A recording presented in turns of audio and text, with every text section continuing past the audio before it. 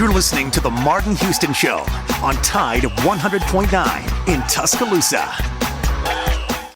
I joined the military for my kid and his mom. I miss my son a lot. One of the things with the military is tobacco, but I saw a lot of people try to deal with mental issues. Everyone's vaping constantly. After my first hit of a vape, I was hooked like that. Once I got back home from my deployment, I caught my son trying to hit my vape. That was it. I had to quit. Isaiah started vaping to try to deal with stress and quit because of his son. Learn how he and other Californians are rising above big tobacco at undo.org. Tuscaloosa and W265CG Tuscaloosa, a Town Square media station. Tide 100.9 and streaming on the Tide 100.9 app. From the Fox Sports Studios in Los Angeles, here's Eddie Garcia. In postseason baseball, a pair of ALDS games and wins for both the road teams. The Tigers beat the Guardians in Cleveland 3-0 thanks to Kerry Carpenter's 3-run homer in the ninth inning off of star closer Emmanuel Clase. Detroit starter Derek Skubal tossed 7 shutout innings, 8 strikeouts, no walks, and he and 2 relievers combined on a 3-hit shutout. Detroit evens that series with Cleveland at a game apiece. Royals beat the Yankees in the Bronx 4-2. Kansas City scored all 4 of their runs in the 4th inning. Salvador Perez had a home run as a part of it, as that series is now tied at 1-1 as well. Week 5 of the NFL came to a close with Monday Night Football in Kansas City, where the Chiefs beat the Saints 26-13. Kansas City star quarterback Patrick Mahomes didn't have a touchdown pass, threw an interception, but had 331 yards moving the team up and down the field. Kareem Hunt had a touchdown run, as did wide receiver Xavier Worthy on a trick play. Harrison Butker, 4 field goals. Kansas City is 5-0. New Orleans drops to 2-3. Alabama 1st and 10 on the 12. Again, Houston. He's got a hole. He's over. Alabama touchdown. I'm just wondering if your listeners know how good a football player you were. I can still see you playing that fullback, knocking those players out of the way. And I believe I could have run behind you. Martin, I can remember when we came to summer and you were playing fullback up there. And I saw you in the weight room and watched you work out in the weight room. And you could pick up, you were strong enough to pick up the whole weight room. I wanted to pick it, and our running back coach didn't take the pass. biggest mistake we ever made. The Martin Houston Show with national championship winning fullback Martin Houston, giving you 1 hour of intense, hard-hitting analysis from an insider's perspective. It's time for the Martin Houston Show on your home for Alabama sports. Tide 100.9 and streaming on the Tide 100.9 app.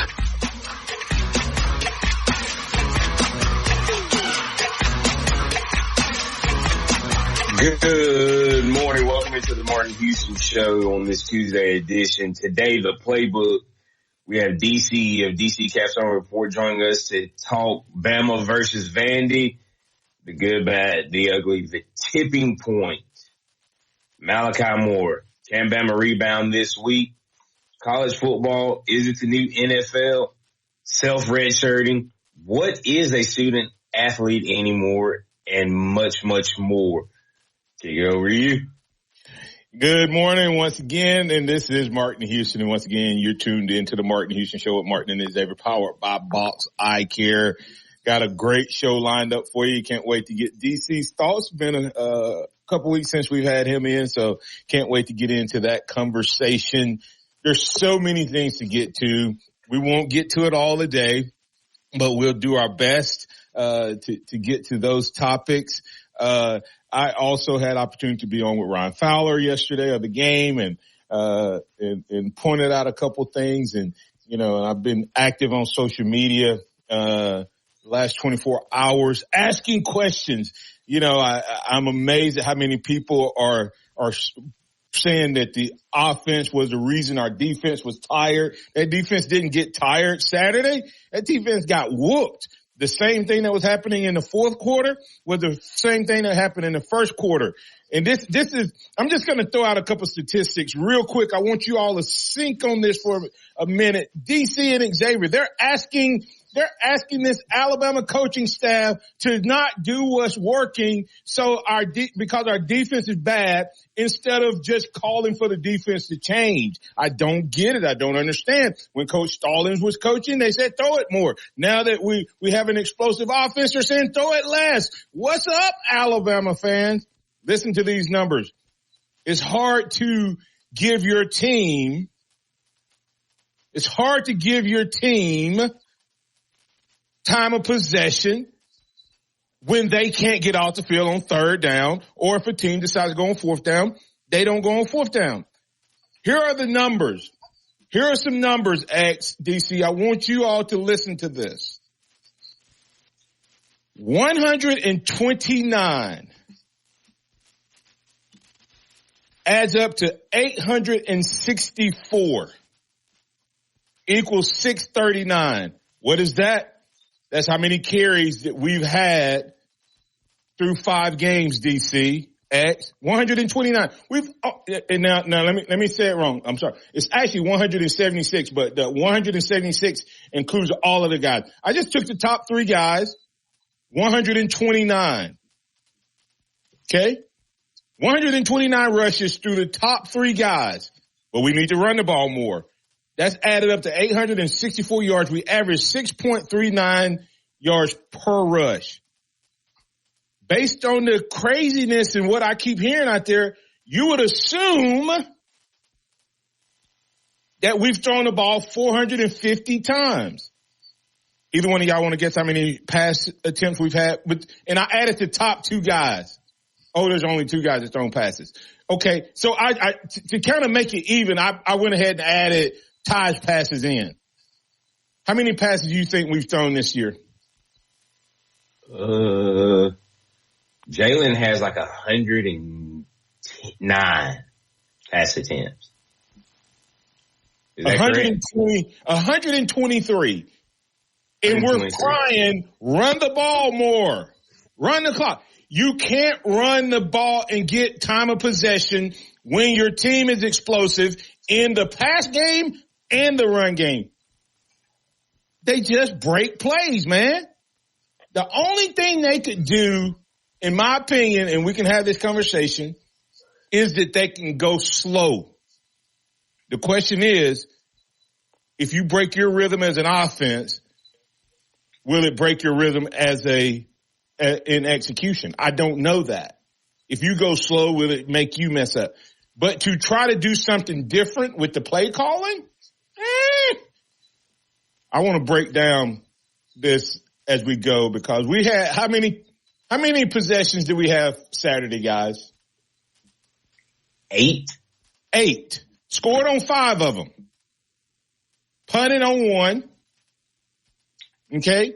And of the 5 we scored on, 1 was at the end of the game where we had to go fast. One of them was a Ryan Williams long touchdown. The other two, Jalen Miller broke long runs, right? Decent runs.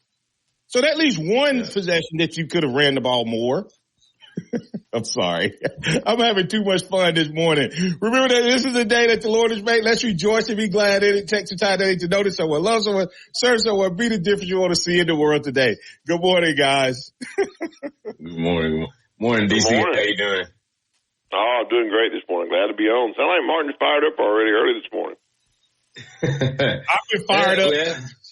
I've been fired up since I've been listening to these people talk about run the ball, commit to the run game. It's hard to commit to the run game, DC, when your quarterback throws a beautiful deep ball. Oh, let's Ryan Williams, when you catch a deep ball, you take a knee. Don't you score? Or Jalen, when you break the pocket and Bernard is down the sideline, don't you throw it. Don't you throw that ball. You throw it short so we can have more plays before we score. Come on, man. What's wrong with y'all? Hey, and when you get the ball, after you get 20 yards, take a knee, Jam. Don't you go ahead and score. We need to get the ball defense some more some rest. Never mind that they had 20 opportunities to get out the field on third down. I'm sorry.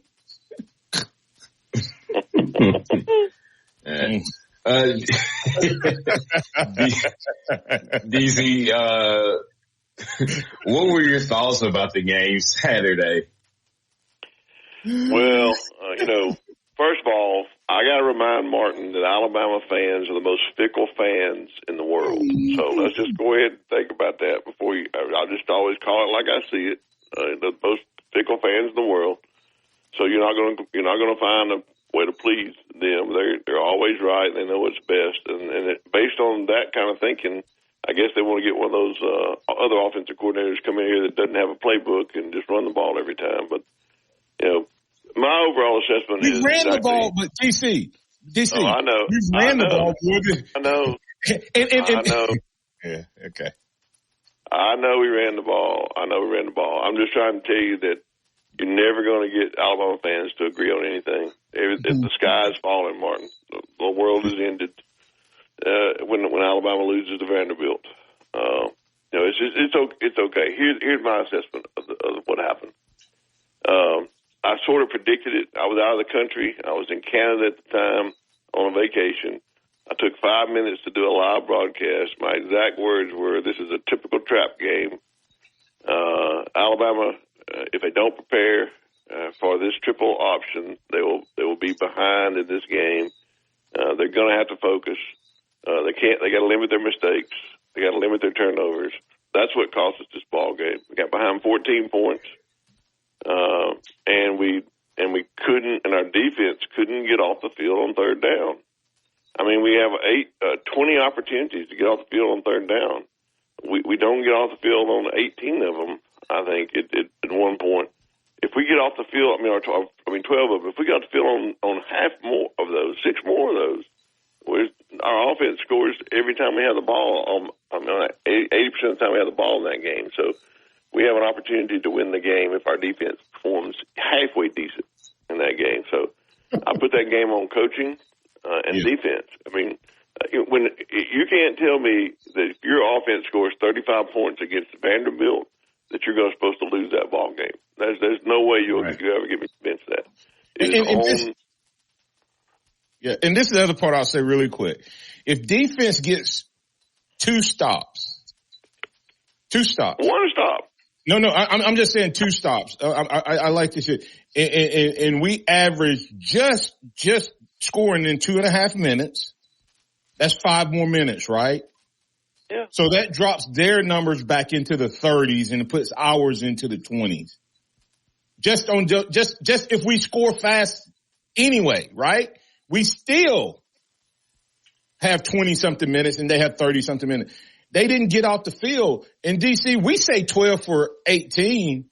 The reality of it was 12 for 18, but remember, 3 of those, they were in field goal range. So they may have not been as aggressive on the third down as they would have been otherwise because they lined up and kicked field goals and they missed one.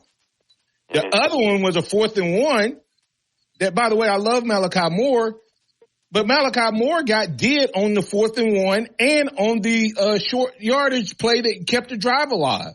That's when he should have been getting upset. Like I said, but anyway, we got to get the break here. Got some callers. We'll get to X on the other side, DC. The callers are lining up, so we want to get them in. This was a coaching nightmare debacle. I don't think these kids were distracted. I don't think them having fun cost us this game. I don't think them getting NIL cost us this game. I don't think any of that. I think the offense was prepared. I think this offense had to shift from a practice game plan to a chase game plan, which they did not anticipate having to do. I do not think this defense was prepared for the scheme. And by the way, everybody that keeps calling this a high school, middle school offense, you're wrong. The philosophy may be triple option. The philosophy may be middle school. The execution and the creativity and the utilization, they ran the exact same plays we run. Out in the flat, deep ball occasionally, quarterback run, shuttle pass. They had more creativity in their offense than we've had. So stop calling it a high school offense. Give Tim Beck Pavia and Vanderbilt credit. The dudes out-coached, outplayed, out-physical, out-hustled, out-wanted Alabama, and the result was they're now 1-60. I hate it. I'm gonna ride with the Tide to the end, but I had to give due respect where it's due. We'll be back on the other side. Tide 100.9 traffic. Tuscaloosa traffic now from the Townsend Nissan Traffic Center. Not getting off to a bad Tuesday start. By the way, good morning to you. We're moving with a purpose, even inside the construction zones as you travel on 2059 eastbound between Joe Malisham and McFarland. McFarland is pretty A-okay on the east and westbound lanes inside that road work between Jack Warner. Wesley Financial Group is not a law firm. Do you find yourself stuck in a timeshare? Get the real facts about the timeshare industry and your options for cancellation. Chuck McDowell, founder of Wesley Financial Group, has put together a free information guide that reveals the secrets the timeshare industry doesn't want you to know, including the 5 ways to get rid of your timeshare. Get this timeshare cancellation guide absolutely free. Get your free guide at iCancelTimeshare.com. That's iCancelTimeshare.com. iCancelTimeshare.com. To be. Visit us now to save big and discover why so many are switching to BMW. BMW of Tuscaloosa. Take your dreams for a drive. Tide 100.9 Tuscaloosa weather. Alabama's weather will stay dry through the weekend ahead. A sunny sky today, the high 81. Clear tonight, the low 57. Tomorrow and Thursday, sunny both days, highs around 80. And Friday, another sunny day with a high at 79. I'm James Spann on the ABC 3340 Weather Center on Tide 100.9. It's 53 degrees in Tuscaloosa. Interact with the Martin Houston Show by calling us at 205-342-9904 or tuning into the Martin Houston Show on Facebook.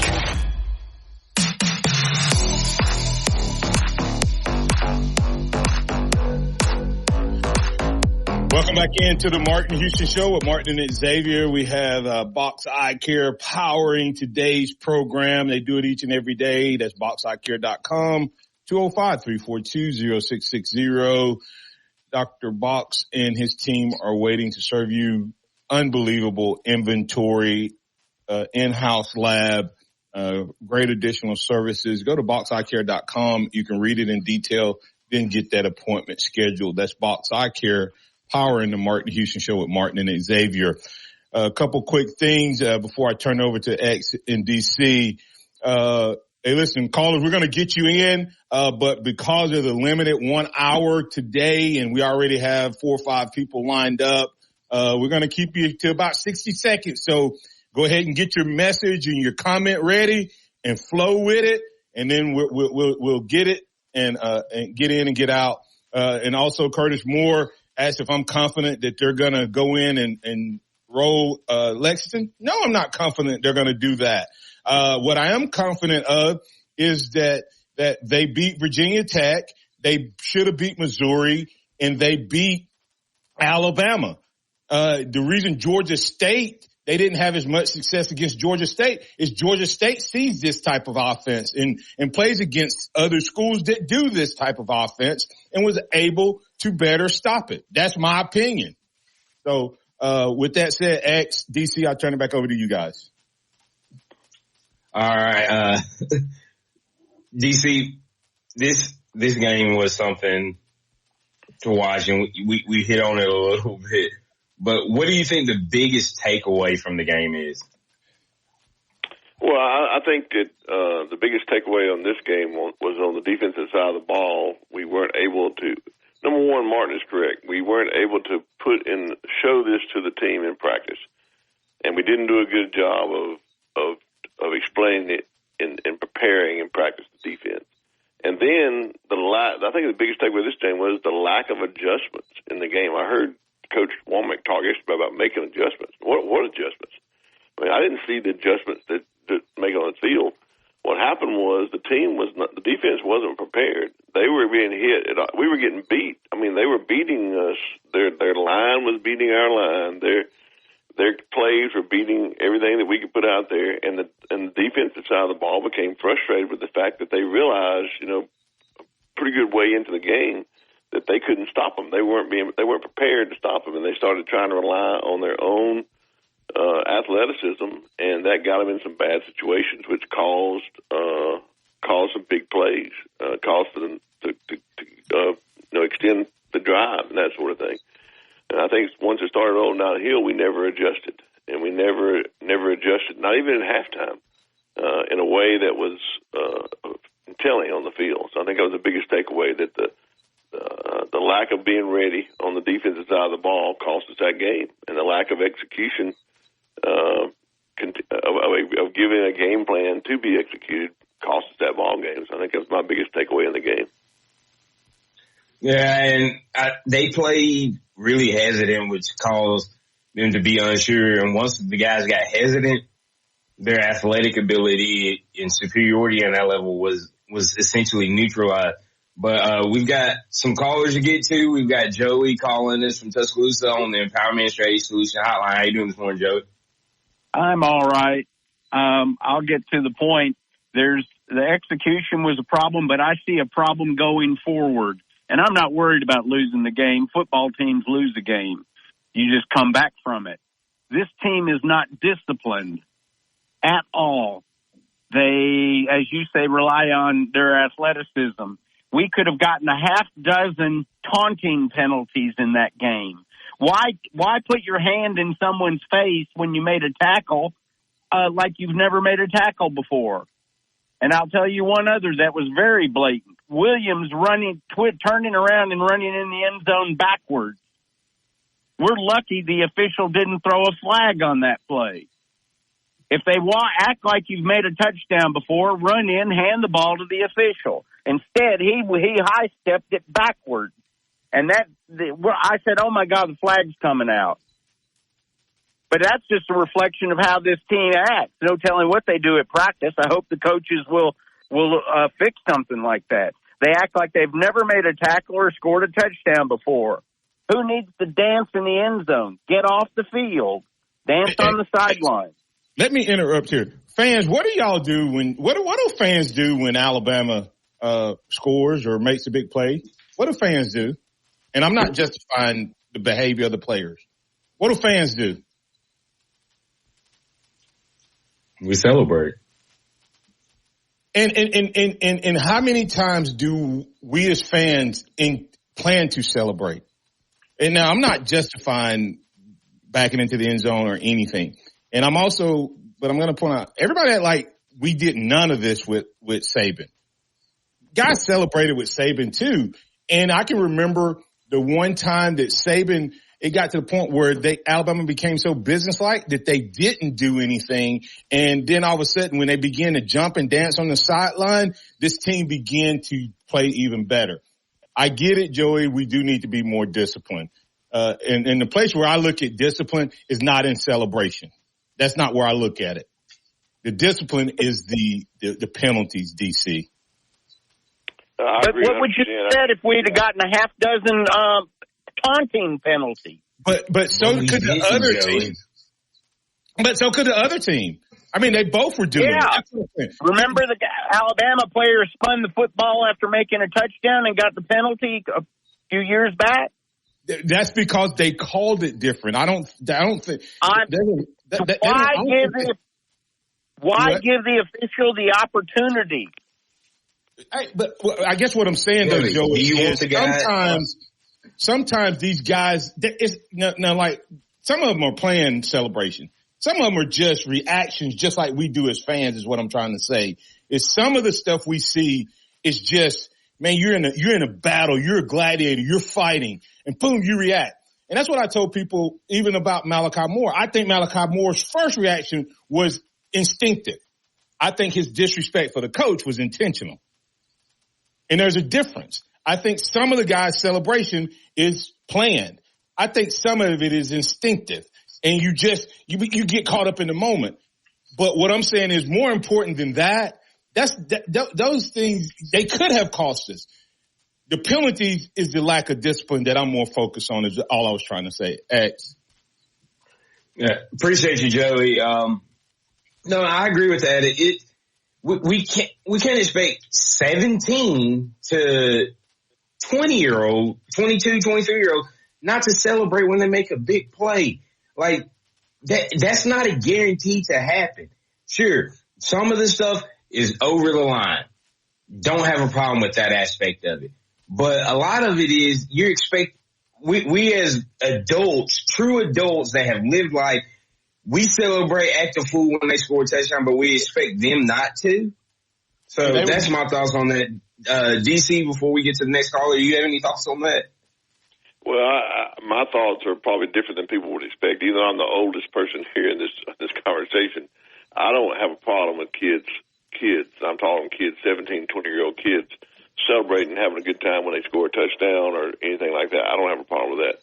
My problem with the lack of discipline comes with when they jump off sides or making penalties. I don't call some of the penalties that we got lack of discipline penalties, only the ones that were, which I think jumping off sides and making mental mistakes, those are lack of discipline. I think some people forgot about how Coach Saban's teams were passionate. And, I mean, we're talking about a quarterback and a center that got in a shoving match on national television when we're up by 42 points. We got a defense that having to be separated on the sideline, fighting each other on the sideline in 2 or 3 games. We got all kind of stuff. Those are passion plays. I don't have a problem with people playing with passion. It becomes emotional when it gets out of hand. And I understand when those things happen, but intentional. I don't like when Malachi Moore didn't come out of the game. That was, in my opinion, the disrespect for the coach. He should be disciplined for that. The passion part of different things, those are spur of the moment stuff. I don't think that's a lack of discipline. I think that's just playing with passion. And I don't want this team to be robots. I want them to go out there and have fun and enjoy the game. That's what football is all about. So I don't have the same attitude where that you can't celebrate, there's a lack of discipline. I think it's just a lack of a part of having fun as a football team. Right, and we can't expect fans, players that are that age to be more disciplined than we are as fans. You know, there was almost a fight behind me with a man who had a 16, 17-year-old kid at the Bama game, at the Georgia game. But let's get to Robert. Robert, how you doing this morning? Robert, you still with us? Going once, going twice. Yeah, good morning. Can you hear me, Robert? Hello? I can hear you, Robert. Okay, Gotcha. can you hear me? Okay. Gotcha. Yeah, go ahead, Robert. I was listening to Feinbaum talk about it as well, and he mentioned that we kind of felt like that they took our Alabama's manhood. That's kind of what losing to Vanderbilt kind of felt like, and that's why it's harder to take this one than it would be to lose to Georgia. No offense to female Alabama fans out there, but it's kind of like if, you're a professional boxer, and you've seen those matches where men box women, how it don't end so well for the women. It's kind of like one of those women beating you up and beating you handily, and you're a professional boxer. It's not just that you lost; it's who you lost to, and you lost to someone that everybody on the planet knows you are superior to in physically, and you didn't perform well. For whatever reason, you lost to that level of competition. That's what drives everybody so crazy. And you mentioned earlier, X, about the is college football becoming the NFL? And I heard it on Ryan's show yesterday as well. He's saying, this is the new college football. And I heard a lot of fans call this show saying they don't like it. And I thought about it. Okay, is this new college football? Why don't we like it? Because you asked Vanderbilt. You asked Vanderbilt. Because we're the losers in it. Exactly. You asked Vanderbilt, do they like it? I bet you, they do. There's about 125 other schools that like it. Exactly. Their name is not Alabama, Georgia, Ohio State, Oregon, and Texas or Michigan. Maybe that in the rest of college football, or Clemson. The rest of them woohoo! This is it, baby. This is our chance. So. Exactly. It's new, no question about it. And your question earlier, X, when you started your show, is this the new NFL? Is it coming like NFL? Yes, it is. And the NFL is pretty exciting, especially in the postseason. And and you never know who's going to win. And so yeah, it's new college football. Yeah, it's not good for us because we own the old college football. You know how dictators are. We don't like the new regime when we lose power. But that's how it is. And so it's not bad. I mean, it's not bad. It's just bad for us. But it's not bad. All right. Thanks, Robert. Thanks, Robert. Robert is so right. X, we have to get the break. I'll let you guys respond to that on the other side. He's right, though. It is. The new college football, it's only a handful of schools that don't like it. But at some point we'll like it, because the reality of it is you can get 1 or 2 losses. In the losses, here's the thing, and I'll say this and let y'all can hammer it out on the other side. We watch basketball and we've adjusted, right? We've adjusted to Alabama losing to basketball losing to one of the worst teams in basketball, or worst team in the SEC, or worst team in the country. But we don't let that change we don't go, oh my God, Alabama can't win another basketball game. The problem is there is a gap that has closed. And I said this on Ryan's show, I think it was, but DC, you used to have over 100 and something scholarships that Coach Bryant used to sign. Well, all of those kids were on Alabama's sideline as backups versus at Auburn, versus at Georgia, versus at somewhere else. And once they changed that, Coach Bryant didn't win another title. Of course, he was older, but he didn't win another title and shortly retired. Then they went, and since that time, this is the greatest equalizer that's ever happened. Transfer portal, and the fact that now the gap was closed when that happened, so some more teams got in the mix. Now you have a situation where the guys that used to be standing on our sideline that were 4 and 5 stars, they were good enough to play at Alabama. They just happened to be a year younger. Like for 4 years, DC, I was Kevin Turner's backup. Why was I Kevin Turner's backup? Because he was a year older. So if I had gone to another SEC school, I would have been starting somewhere else. I just happened to be behind one of the best fullbacks in the country. Well, those guys aren't waiting anymore. They're playing at Vanderbilt. They're playing at Missouri. They're playing at Arkansas. They're playing all over the country. So the gap between the top and the bottom is small, like the NFL. And the worst team can beat the best team. We just have to readjust our eyes. We'll be back on the other side. Tide 100.9 traffic. Tuscaloosa traffic now from the Townsend Nissan Traffic Center. Not getting off to a bad Tuesday start. By the way, good morning to you. We're moving with a purpose, even inside the construction zones as you travel on 2059 eastbound between Joe Malisham and McFarland.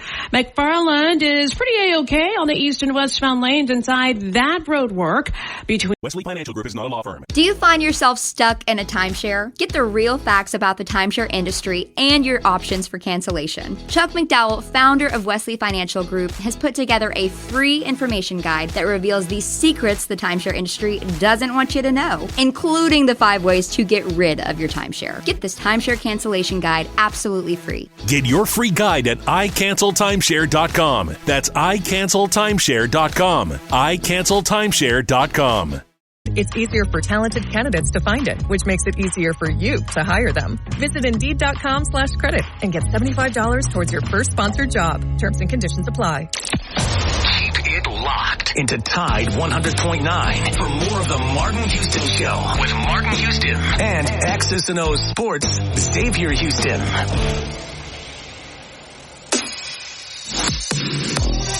Welcome back in to the Martin Houston Show with Martin and Xavier, powered by Box Eye Care. Don't forget to go check out North River Timber Company, timber harvesting, appraisals, and land management. North River Timber CO at gmail.com, or call Courtney White at 205-242-5127, or Chase Pearson, 205-799-0665.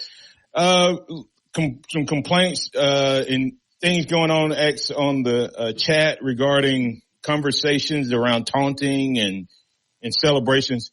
Not one person called in last week and complained about the celebrations when we beat Georgia until we lost. So that I cry foul on that. If we beat Vandy, there wouldn't be any complaints this week. This is also unfortunately, part of the new college football that looks like the NFL, scripted celebrations. I agree with Virgil that the taunting and mouthing is unacceptable, and that happening that happens when you get beat, when you're getting beat, right? That's when you start to mouth. And I do agree with Joey on this. I want to make sure Joey don't think I totally disagree with everything he said. I do think that taunting is bad. I don't have any problem with the celebrations though, and I do agree with Joey that the backing into the end zone was not good. But I don't think Ryan Williams was thinking. I think that was an instinct thing, is what I was trying to say.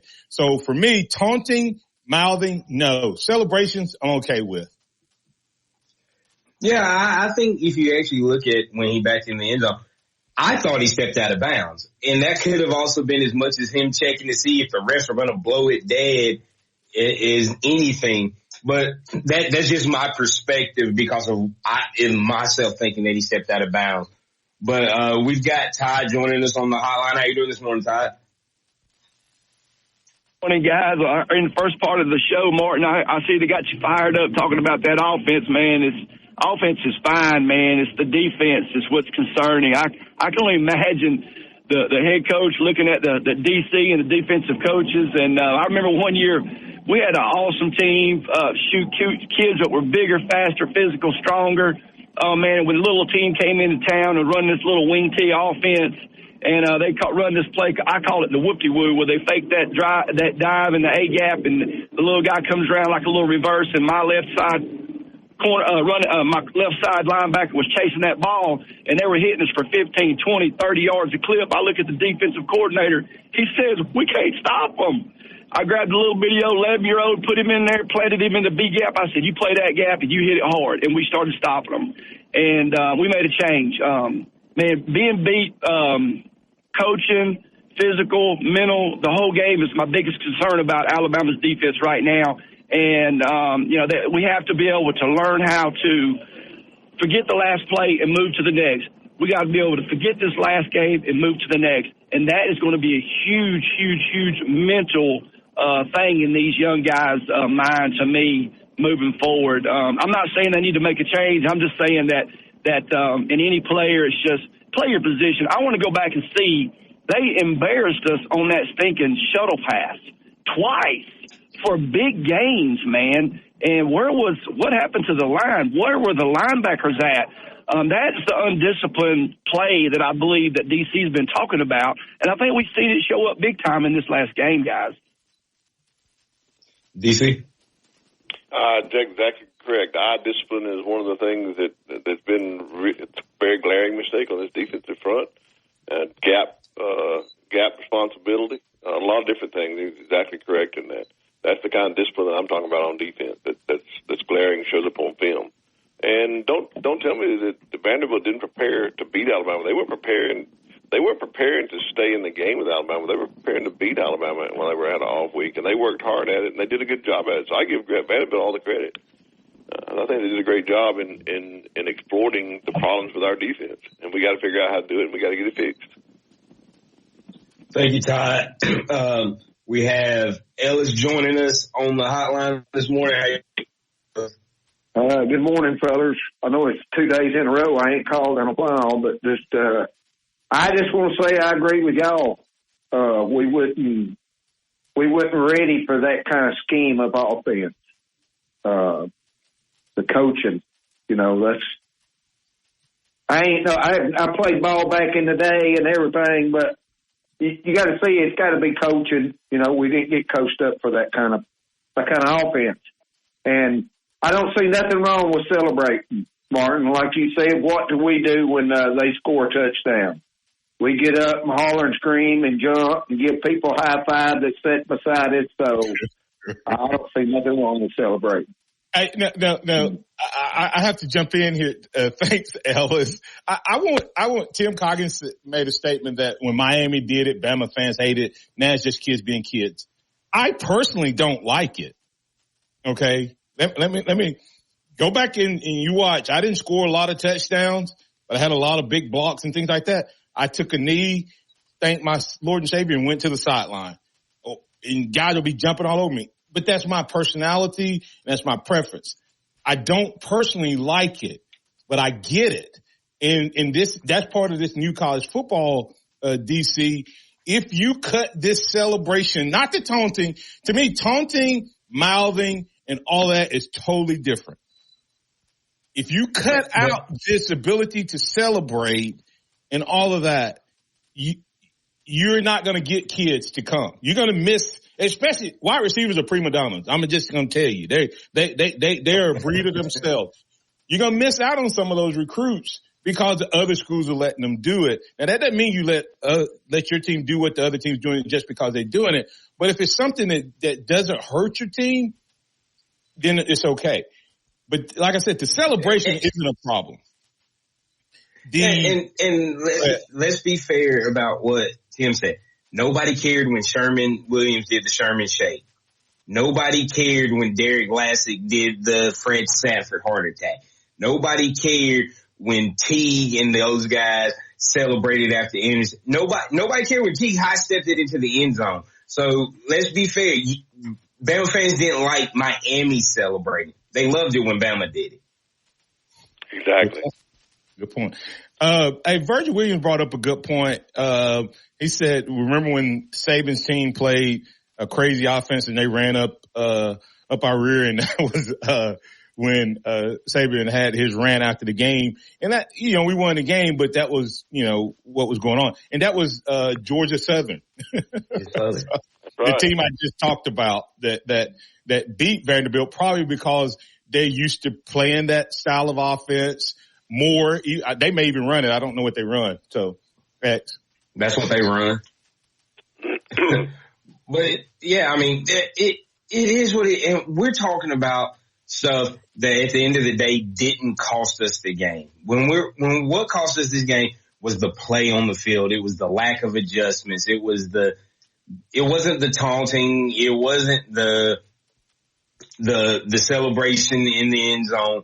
It was the simple fact that Vanderbilt came out to play and we didn't. And they handed our butts to it. Defensively. Yeah. I would say that our Vanderbilt played with heart and Alabama's defense did not play with heart. Once they realized they weren't prepared, they started relying on themselves and became undisciplined in their defensive play.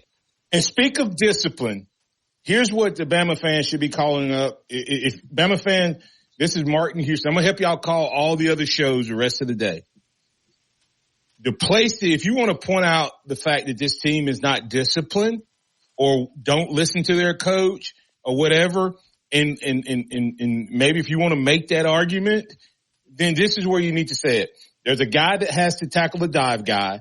There's a guy that has to tackle the quarterback, and there's a guy that has the pitch man. Let me tell you how I would have once. First of all, I would have coached it this way to begin with. But if we didn't coach it this way, let me tell you what would have happened in that game. Martin Houston would have went to his defensive lineman and said, I don't care what he does. You tackle the dive guy. Whoever has the dive guy, you tackle him every time. Don't wonder if he has the ball. Just tackle him. Linebacker, right. Q Robinson, safety. You have the quarterback. I don't care if he has the ball. You hit him every stinking time. And if we get a penalty, I'm going to be okay. But you hit that quarterback every time. You make him give it or pitch it. And whoever has the pitch man, you get him. And you hit him every single time. That's what discipline is. You hit your guy. Think about the old school option when everybody ran it. That quarterback got tired of getting hit. How many times did we hit Pavia? He would have been hit. He would have been hit every single time. Right in the mouth. Right in the chest. Mouth would be a penalty today. But that's my point. We didn't do that. We didn't play discipline. The dive guy didn't tackle the dive guy every time. The quarterback guy, DC, didn't tackle the quarterback every time. And the pitch man didn't tackle the pitch man every time.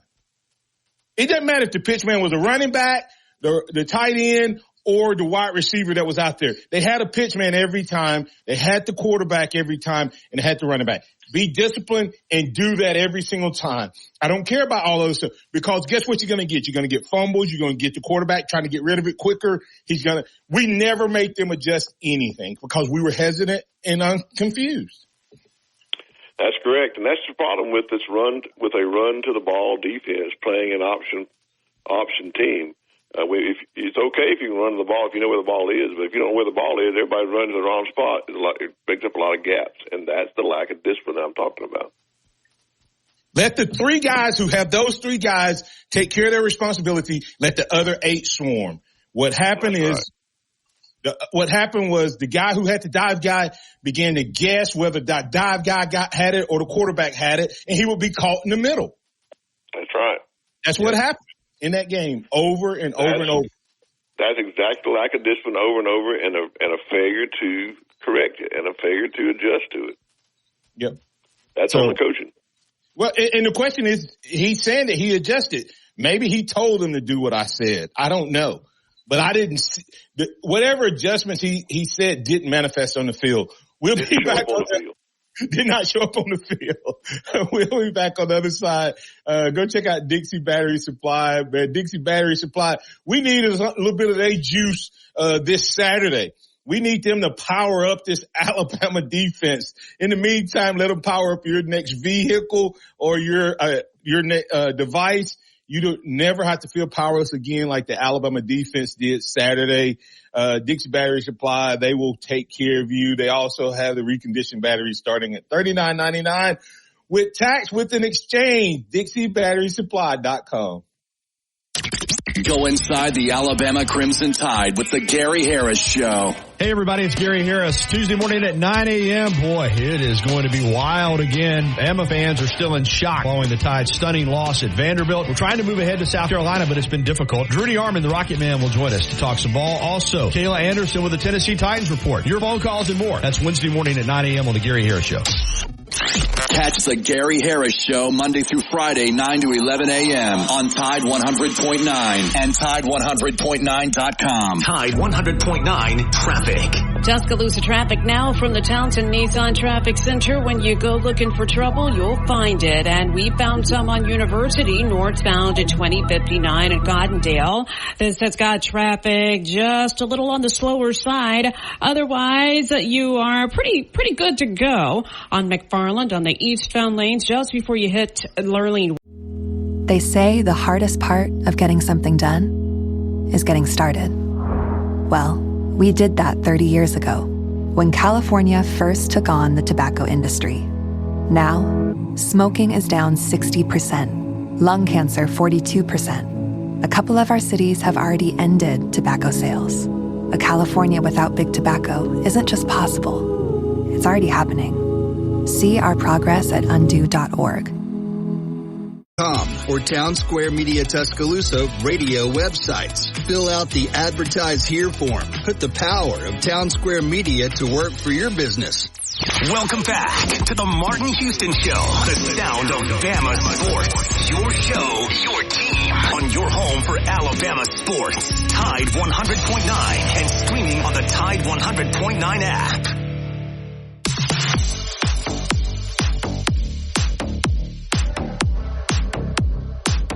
Welcome back into the Martin Houston Show. We'd like to thank the fine folks over at the pharmacy that brings us the Free For All Friday, the pharmacy at Midtown. Go check them out. It's pharmacy at midtown.com. And also Houston Hydro Steam. They take care of all of your cleaning, carpet needs, upholstery needs, quality work you can stand on. You can visit them at HoustonHydroSteam.com. Let's go ahead and get to Pat. Pat, you got about a minute, man. We got to get you in and out. What you got for us? And I don't want to talk about that game no more. I want to talk about the game this weekend. DC, do you think that we have to make a statement game?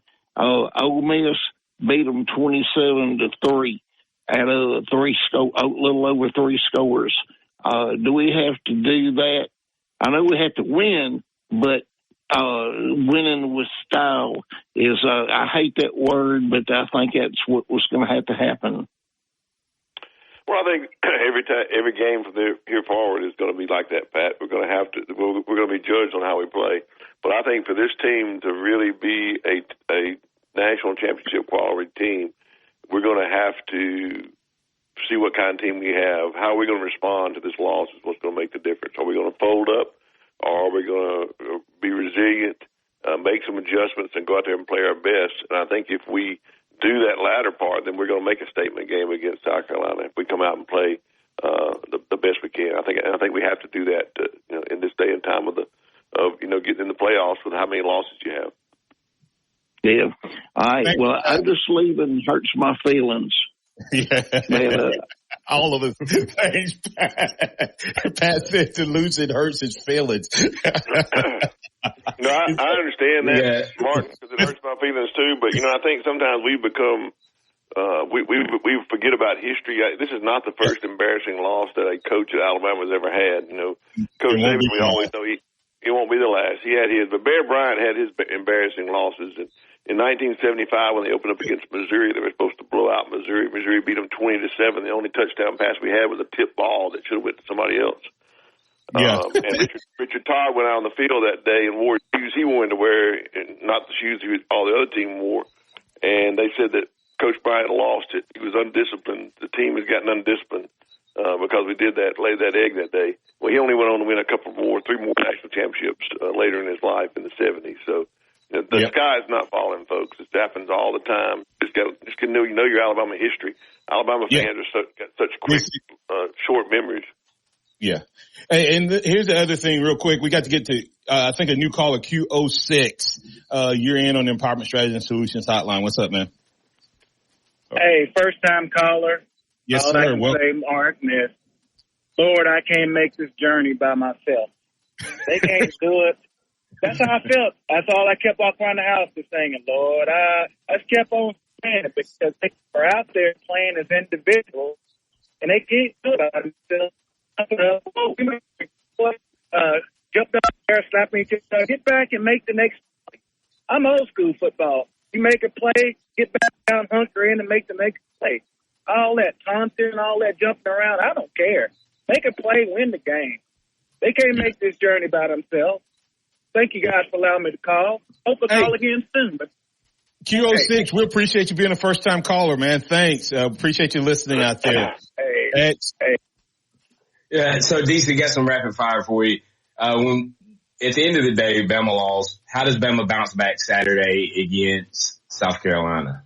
Well, I think it's we got to bounce back by making adjustments and playing discipline. And I think if we do that, we'll win the game. We'll win it big. But this team has a chance. So what kind of culture we have and what kind of team we're going to have. Are we going to fold up and be divisive internally? Like our 2007 team did after the Louisiana Monroe loss, or are we going to be like the team that we lost to Mississippi and then jailed and won the national championship? And this team has a chance to decide that. And how they play Saturday will go a long way in telling them what's going to be for our future. Agree with that. What are your thoughts about what happened with Malachi Moore on Saturday? I think it was a lot of passionate play. He was frustrated, and he let his emotions get the best of him. Instead of playing with passion, he started playing with emotion. I think he was a key that I think part of that frustration was just what Martin has alluded to. He was the reason that we had a couple of them big plays. It was his play.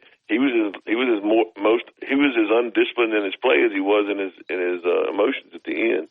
So I think there has to be some internal discipline that's going on in order for him to do that. I think he's remorseful. I think all of his teammates saw that immediately in the locker room. You could see Deontay Lawson. He was so emotional after the game because of what had happened. You could tell that. So I think it's genuine, and I think they'll handle it internally like Coach Saban did many, many times. You forget how Coach Saban did his discipline, and he'll either learn from it or it'll break him. It'll either make him or break him. How he responds. DC, what's your score for the game on Saturday? I got Alabama winning big, 42-20. South Carolina scoring late. I think we play a good game and get back on the right winning track. Hey, let everybody know where they can find you. All right. Tell them where they can find you real quick, DC. DCCapstoneReport.com, DC Capstone Report Facebook page. Follow me on Twitter, DavidCop50. We're also on Spotify. Check us out on Lance's other side, RollTideBama.com, FreelancePictures.com. All right, that's DC. That's Xavier. I'm Martin Houston. That's Chase. This is Martin Houston Show powered by Box Eye Care. We thank all of our listeners, callers, viewers, chatters, and sponsors for being part of the program. Jason Rutledge asked a great question. What have teams figured out on third down? We'll make that part of our conversation on tomorrow. Don't forget, be thinking about your score prediction. And guess what our tiebreaker is this week? Time of possession. We're going to see if we can get that right. Hey, remember this, trust in the Lord always. Lean not your own understanding. All your ways acknowledge him. And we'll direct your paths. I appreciate you guys out there. The tide's going to be okay. We just have to come Roll up. Tide. Roll Tide. Roll Tide, everybody. What makes Crystal Geyser Alpine Spring Water different? We always bottle our Alpine Spring Water less than 1.5 miles from the spring source. And we're also committed to sustainability. That means all our bottles are made with 50% recycled plastic from 2 of our very own recycling plants. So, when you want the best water nature has to offer, the choice is crystal clear. Crystal Geyser Alpine Spring Water, bottled at the spring source. Learn more at crystalgeyserplease.com.